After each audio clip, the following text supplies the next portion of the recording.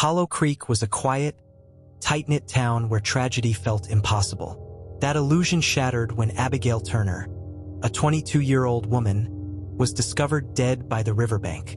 At first, investigators suspected an outsider, a drifter, a hunter passing through, maybe a random act of violence.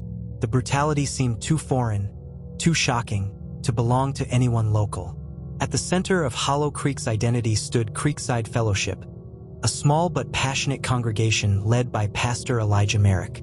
For more than 2 decades, Merrick had been a fixture in town life, delivering sermons that moved people to tears, running food drives for the needy, and opening his doors to troubled souls.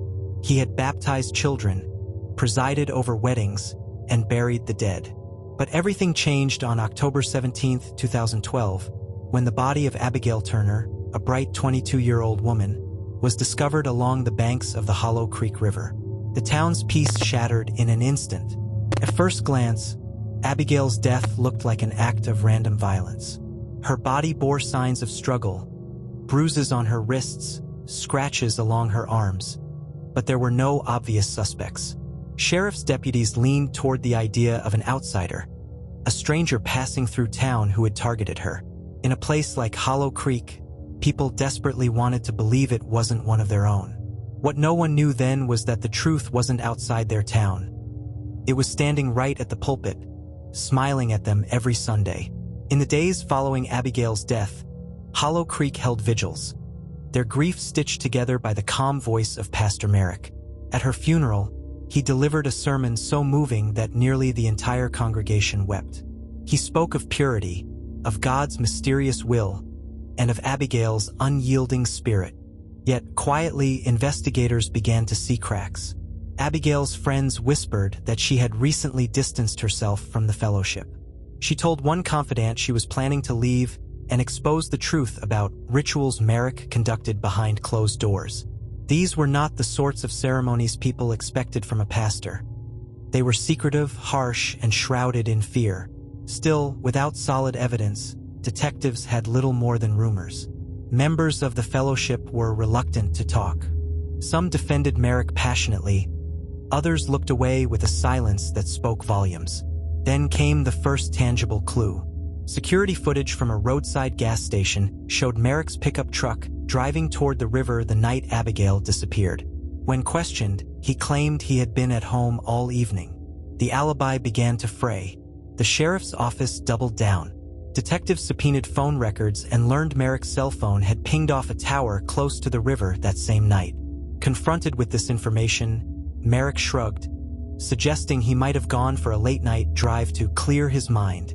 Detectives pressed harder, speaking again to former members of Creekside Fellowship. What they heard was chilling. Several described purification rituals, in which Merrick would single out individuals he deemed sinful. They were forced to fast, isolated in prayer, or subjected to unsettling ceremonies designed to cleanse them. One woman recalled being taken to the river years earlier, submerged in icy water until she nearly drowned, all under Merrick's direction. The pieces started to fall into place. Abigail hadn't been a random victim. She had been marked, and the man everyone revered as a spiritual guide was quickly becoming the prime suspect. Still, investigators lacked a smoking gun. They needed either forensic evidence or a confession. What they got was far beyond what they expected. One quiet evening, just as the investigation seemed to stall, Pastor Elijah Merrick walked into the Hollow Creek Sheriff's office. He was dressed neatly in his clerical shirt, Bible tucked under his arm. He asked to see the lead detective. Without hesitation, he sat down and began to speak. "It wasn't a stranger," he said evenly. "It was me, and it wasn't just Abigail." The room froze. Officers exchanged stunned glances, trying to comprehend what they had just heard. For hours, Merrick unraveled the secrets he had hidden for decades. He admitted Abigail had threatened to leave the fellowship and expose him. Fearing her defiance would destroy everything he had built, he arranged to meet her at the river under the guise of a cleansing. When she resisted the ritual, he panicked and held her down. She drowned as he prayed over her. But the confession didn't end there. Merrick revealed other corrections that had turned deadly. accidents, drownings, disappearances that had long been explained away. Each revelation tied back to his authority, his twisted belief that sacrifice was necessary for purity. The greatest mystery wasn't who killed Abigail anymore. It was how Hollow Creek had never seen the monster in their midst. Merrick's confession rocked Hollow Creek to its core. In a single night, their most trusted figure transformed into their darkest nightmare. Some congregation members refused to believe it. They insisted Merrick had been coerced, or that his words had been twisted.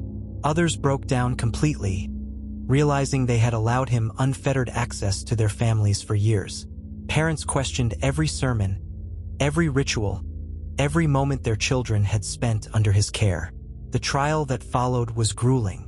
Survivors of Merrick's rituals took the stand, voices trembling as they described years of manipulation and abuse.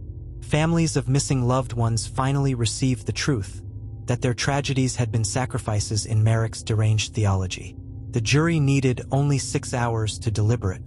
Elijah Merrick was sentenced to life imprisonment without parole.